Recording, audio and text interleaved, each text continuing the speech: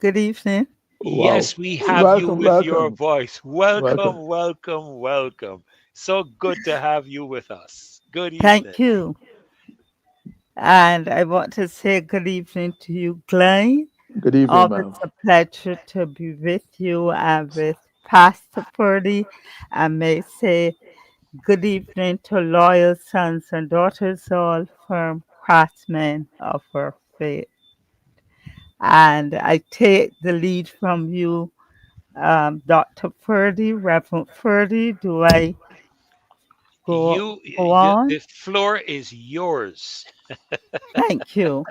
The floor, we're I going to give want you to, some extra time as well because we did have that little challenge with your technology. So we'll give you back those few minutes. And I did steal yes, 4 minutes please. from Glenn, which he stole from you, which I will give you back. Yes, please. And I timed myself, so I Thank hope I you. make good use of my time. But I want to say, just quickly following on from you and Glenn, that I said I had the opportunity last night when I should be sleeping after midnight in the quiet of the night. I listened to the Prime Minister's speech in its entirety, and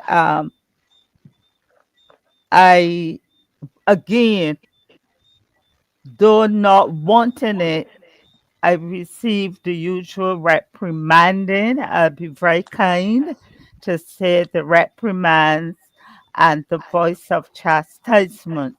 And that seems to have become the norm from government, uh, whether it's on the lower floor House of Parliament or whether it's coming from the Senate, from the government ministers, or on any of the several platforms on which the government ministers or persons of the side of the government, wherever their position, we tend to be reprimanded, uh, threatened to be put in detention, and that is disconcerting for me.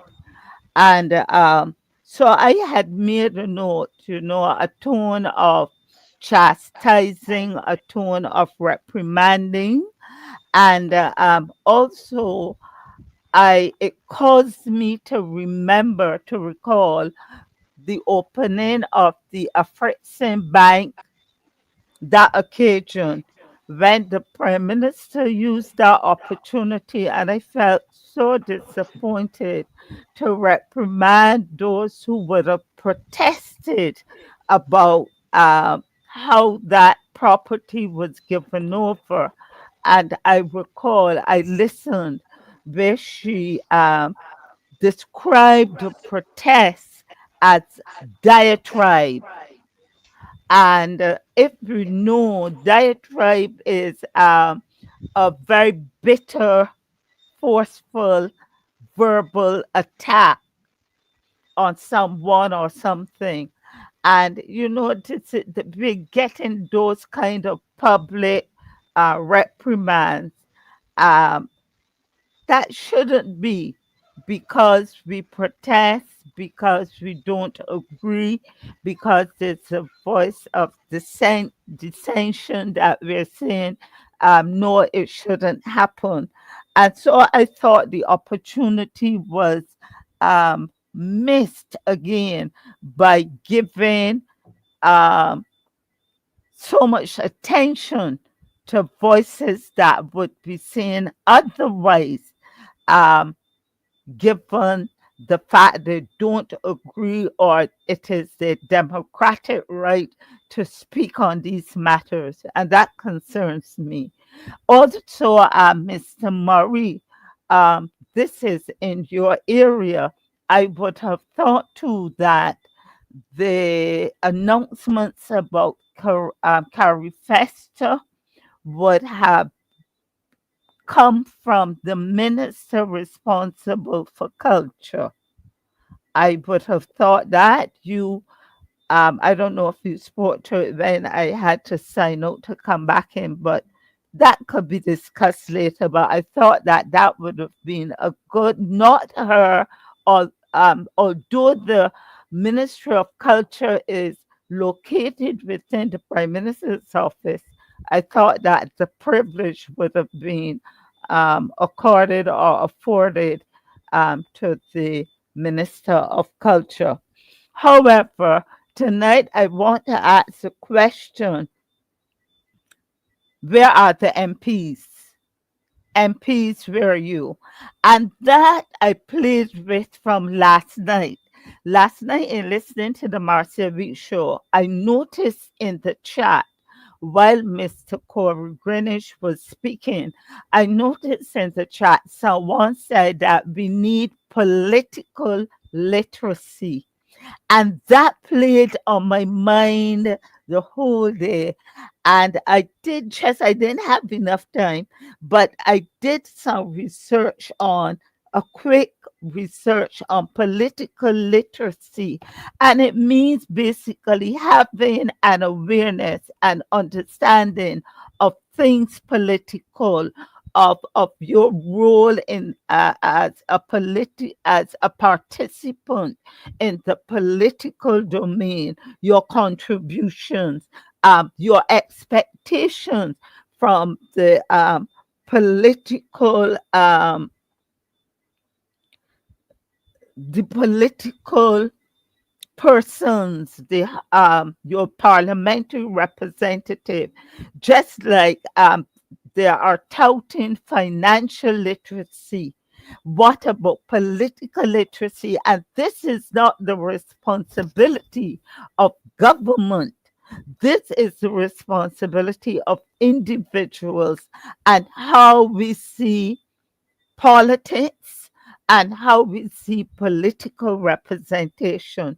We need to become more politically literate and know that it cannot be politics as usual, particularly how we have seen the reach of giving one party all the seats, 30-0, and only being rescued of sort by the lone voice, previously that of Bishop Joe Adderley, and now by um, Honorable MP Ralph Thorne.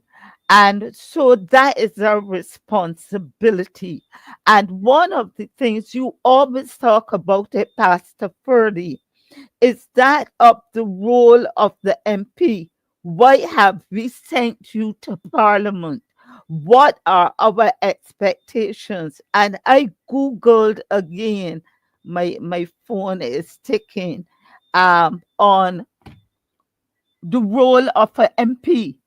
And they said, first and foremost, that role is to represent the people. That role is to, I'm summarizing, to ensure good governance. That role is to act as the bridge between the people and government and parliament, to keep them informed, to keep them up to date on legislation, on bills, on any action undertaken by the government through Parliament, doing this in the interest of the persons who have voted for you and sent you there. We are not getting that kind of representation. I don't know if you're getting it, Pastor Ferdy, but I think not, because I do hear your concerns and your reminders that we have sent the MPs there and we're paying them. We're paying them and paying them well. And Mr. Murray, as a former senator and minister, I believe he would subscribe to the role of the MP. It is more than the tokenism and the tokens given for the vote. We need to have political literacy this time around and ask serious questions. Who are we sending to Parliament? Why are we sending them there? And what representation are we expecting? And it is not only the promises that they will give us pre election, but it is the follow through, and it is representing the people, particularly my fellow panelists, particularly when there is something that needs to be unraveled in the interest of the people, just like how we had the leader of opposition and Mr. Corey Greenwich unraveling the complexities of this interception of communication bill 2024. This is my concern. MPs, where are you? When it was the cybercrime bill, it had to take civil society, persons like myself, like you, Pastor Purdy, persons like um, Kimar, who used to be with us, like Caswell, Marcia.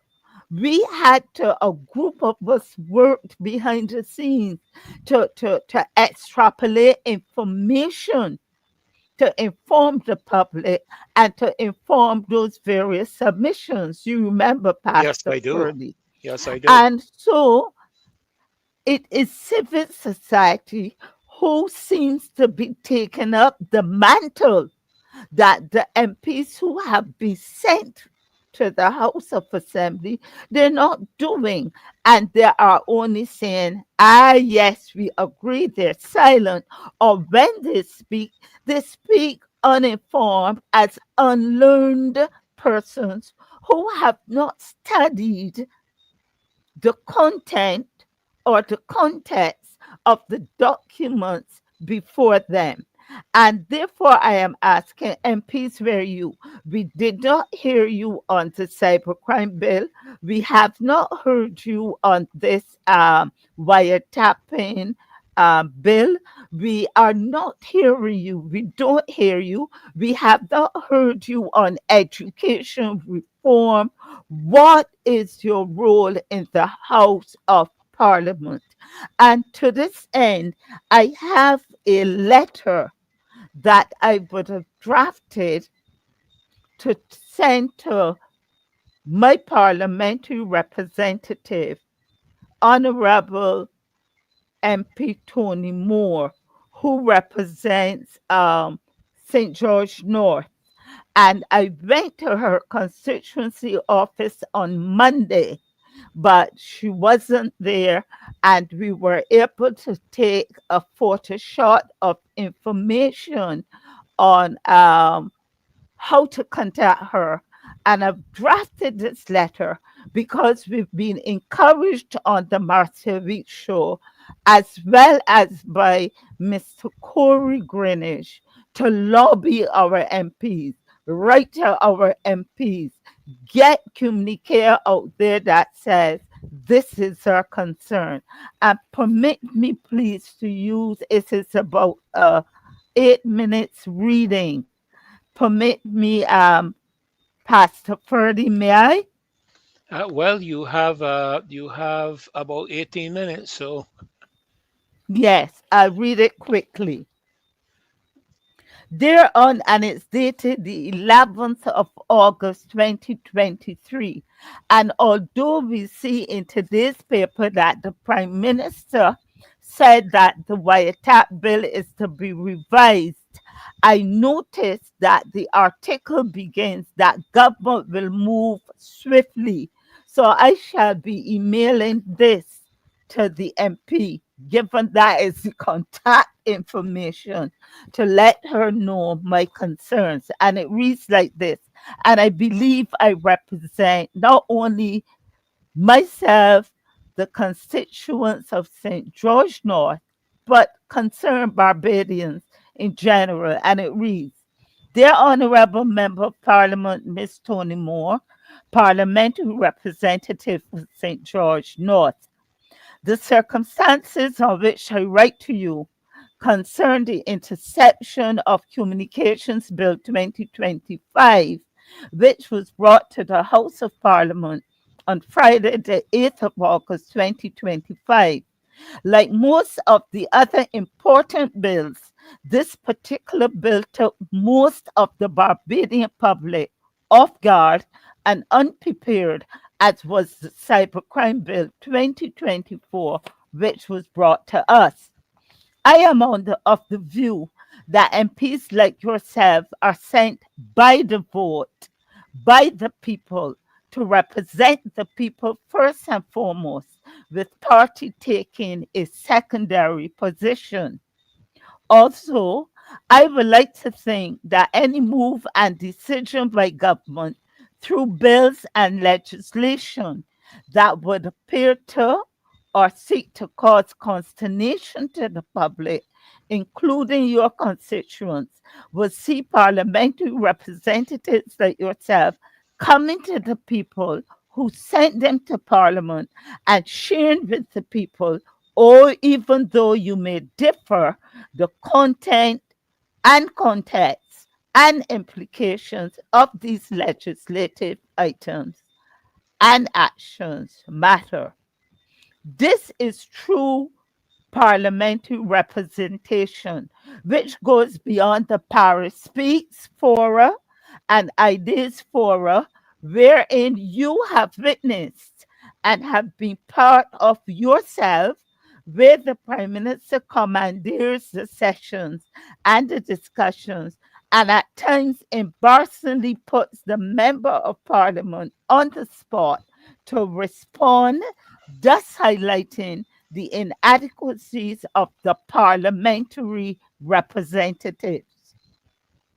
I long for the day when there's a paradigm shift in political representation beyond the promise of jobs and roads and street lighting and water and other infrastructural things, though important, and which, as you are aware, do not happen in most cases after you get the vote and are sequestered in the House of Parliament with its parliamentary privileges, purse, and perks.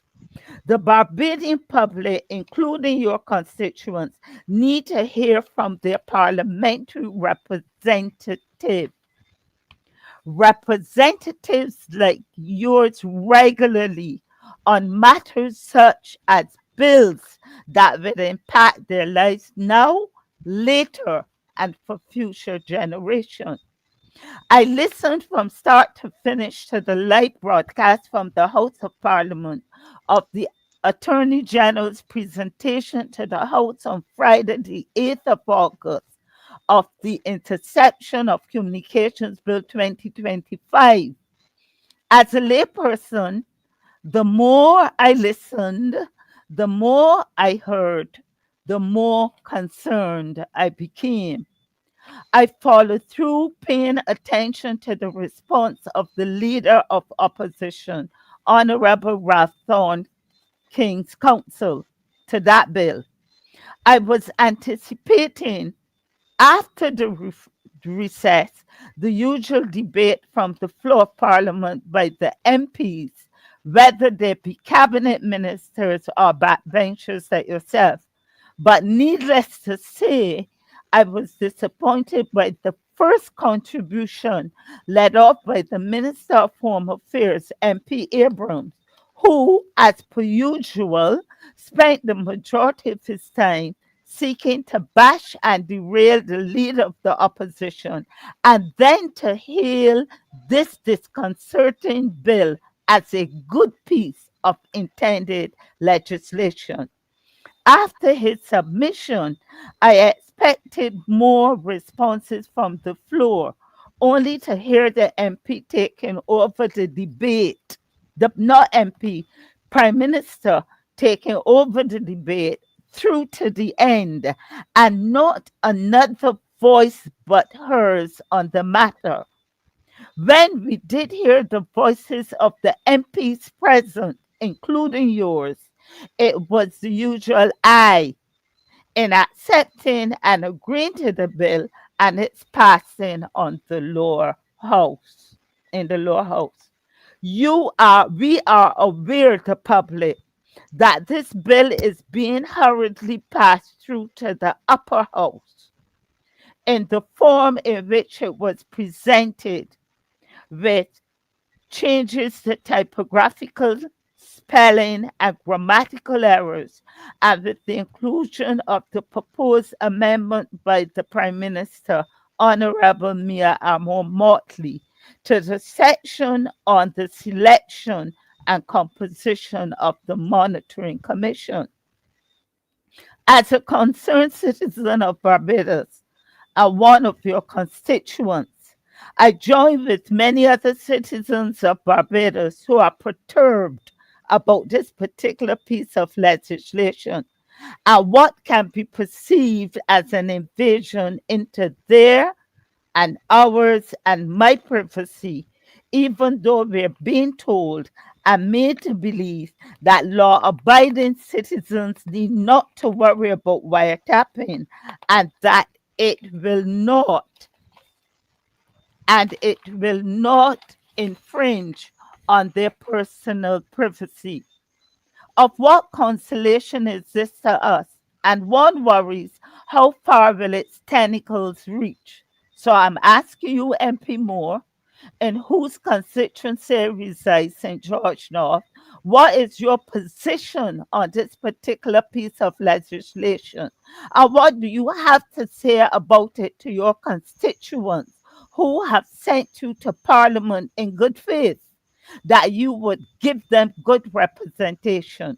I have heard you on other occasions, like the others, chastising the public, those who were not in agreement or in wholehearted acceptance. For example, with the Cybercrime Bill and the Child Protection Act.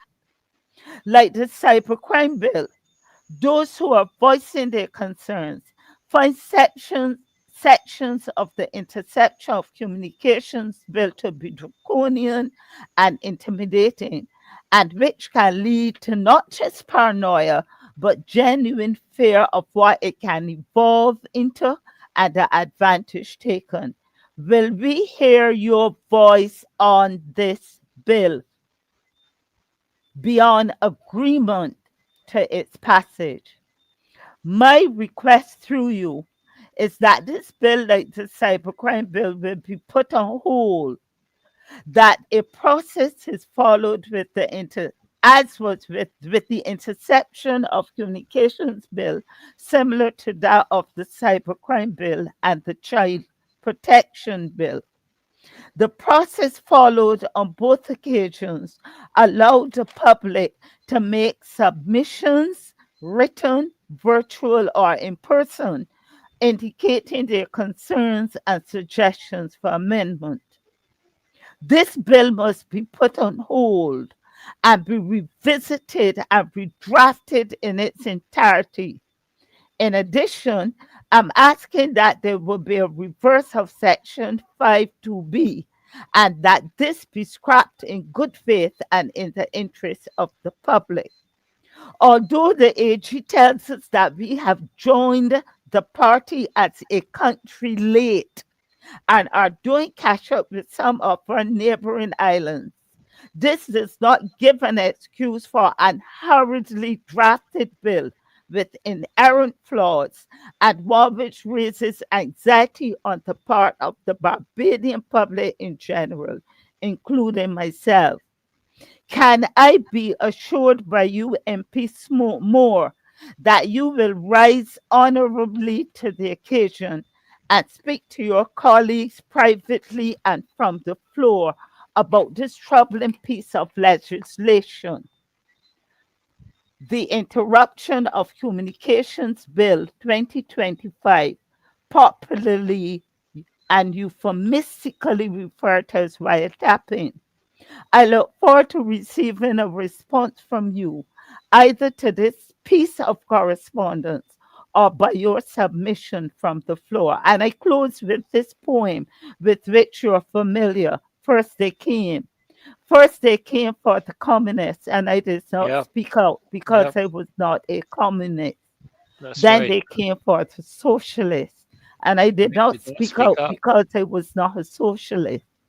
Then they came for Yeah. the trade unionists, and I Unionists. did not speak out because I was not a trade unionist. Then they came for the Jews, and I did not speak out Because it because wasn't I a was Jew. not a Jew. Then they came for For me. me, And there was no and one there was no one left to to speak. speak out for me. Thank you. Yours humbly, Rosalind Corbin. And back to my question here, MPs, where are you? The Barbadian public, unlike what you believe about us, we are politically literate That's right. That's right. and we speak out. You can call it diatribe, you can call Call it it noise. protesting, we call it acting on informed basis, knowledge, and research. MPs, where are you? And I will encourage all who are listening. You may not be able to write like I have, and I do, but you can simply find them. This is going to the Center MP Moore, and I will take a hard copy to her office. I have done my part. Join me beyond the march. Join me beyond in this chat saying what they should and shouldn't do. And draft, even if it's a simple sentence.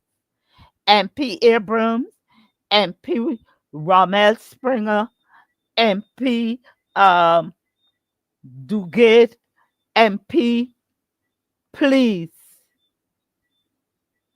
send back that bill as the cybercrime bill has been put on hold and ask that it not be done swiftly and hurriedly, but it be thought through because you are making the AG, your colleague, look bad.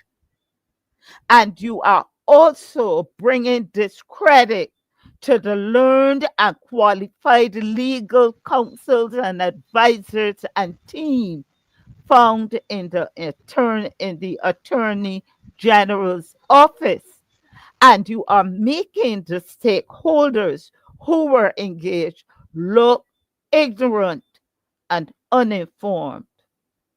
Please act. You 29, 28 remaining MPs. We've heard, or let's say 26, we've heard the AG, we've heard the Prime Minister, and we have heard Wilfred Abrams. There are 26 more of you. Stand up and fess up and represent those who have sent you.